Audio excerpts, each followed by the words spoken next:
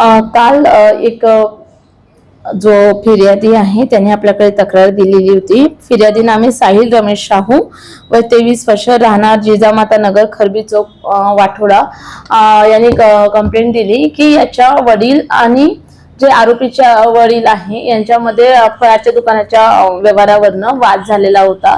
त्यावरून त्याची यापूर्वी शिवीगाळ करण्यात आलेली होती आणि शिवीगाळ केल्यामुळे का शिवीगाळ केली याचा जाब विचार न करता फिर्यादी व जखमी सुरेश श्यामलाल शाहू व 45 वर्ष, राहणार जिजामाता नगर, खरबी चौक, पोलीस स्टेशन, वाठोडा हे लोक तक्या धंतोली आरोपीच्या घरी आले आणि आरोपीच्या घरी आल्यानंतर आरोपी नामे मनीष राजकुमार शाहू वय 20 वर्ष, राहणार तक्या धंतोली यांनी चाकूनी वार करत या दोघांना जखमी केलेले आहे।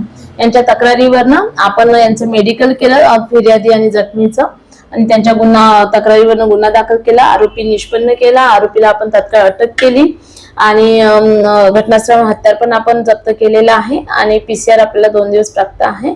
पुढील कारवाई चालू आहे।